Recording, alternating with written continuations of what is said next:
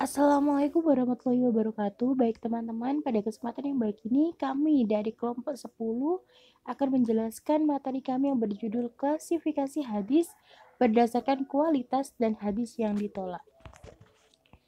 Sebelum itu izinkan kami memperkenalkan kelompok kami terlebih dahulu. Yang pertama Elo Abidatul Thoibah, yang kedua Putri Ayuning Tias, yang ketiga Rona Syofi Azizah, dan yang keempat Siti Makfiroh. Yang pertama klasifikasi kualitas dibagi menjadi 3, yaitu hadis sahih, hadis hasan, dan hadis dhaif.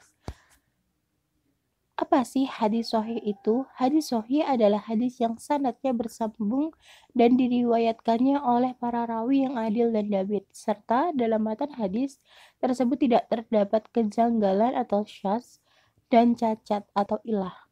Hadis sahih dibagi menjadi 2, yaitu sahih li dzatih dan sahih li ghairih. Yang pertama, sahih li dzatih. Hadis sahih li dzatih adalah hadis yang memenuhi syarat-syarat hadis sahih, yaitu rawi harus adil, rawi harus kuat ingatannya atau yang biasa disebut dabit, sanadnya tidak putus, matanya tidak memiliki cacat, dan tidak ada kejanggalan. Yang kedua, sahih li ghairih. Hadis sahih li ghairih adalah hadis yang memenuhi syarat-syarat sahih, tetapi salah satu syaratnya tidak sempurna.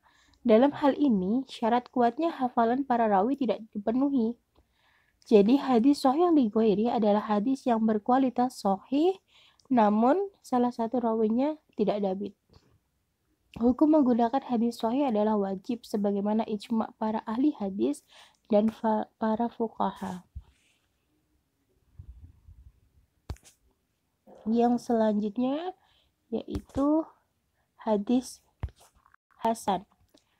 Hadis hasan adalah hadis yang diriwayatkan oleh seorang perawi yang adil dan tidak tertuduh berdusta, bersambung sanadnya dan tidak terdapat ilah dan syadz pada matanya, serta terdapat banyak jalur periwayatan. Adapun yang menjadi titik pembeda antara hadis hasan dan hadis sahih terletak pada kedabitan rawinya. Tingkat kedabitan rawi hadis hasan berada di bawah kualitas rawi hadis sahih.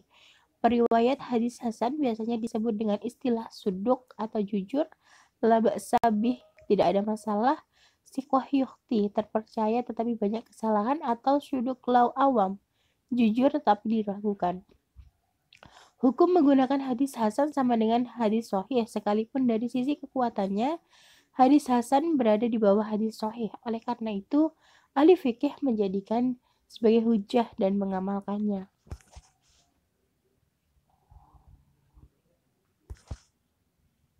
Yang selanjutnya hadis dhaif. Apa sih hadis dhaif? Hadis dhaif adalah hadis yang di dalamnya tidak terpenuhi syarat-syarat hasan atau syarat-syarat sahih. Pendapat Ibnu Hajar Al-Aqsani dan para ulama lainnya bahwa mengamalkan hadis dhaif dalam urusan targhib dan tarhib atau anjuran dan ancaman serta fadail al-amal, keutamaan amal, diperbolehkan dengan 3 syarat berikut ini. Kedaifan hadis itu tidak berat. Hadis dhaif termasuk dalam hadis pokok yang bisa diamalkan. Ketika mengamalkan tidak diyakini bahwa ia berstatus kuat untuk menunjukkan sikap kehati-hatian. Hadis dhaif dikelompokkan menjadi 2 bagian, yaitu yang pertama, dhaif dari segi tidak bersambung sanadnya. Ada hadis mursal, hadis munqati, hadis mu'dal, hadis mu'allaq, hadis mu'allal, dan hadis mudallas. Yang kedua, hadis dhaif dari segi tercelanya perawi.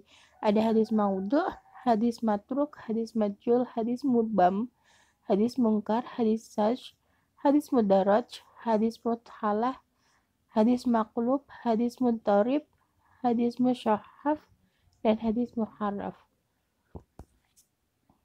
Yang selanjutnya macam-macam hadis yang ditolak.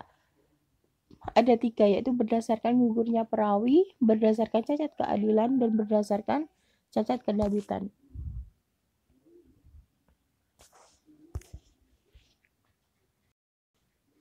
Yang pertama berdasarkan gugurnya perawi, yaitu ada hadis mu'allaq, hadis mu'dal, hadis mursal, hadis munqati, dan hadis mudallas. Yang kedua berdasarkan cacat keadilan, ada hadis matruk, hadis majhul, dan hadis mubham.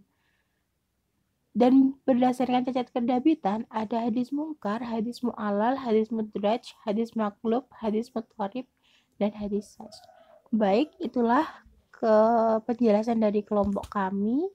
Mohon maaf apabila ada kesalahan. Semoga bermanfaat. Wassalamualaikum warahmatullahi wabarakatuh.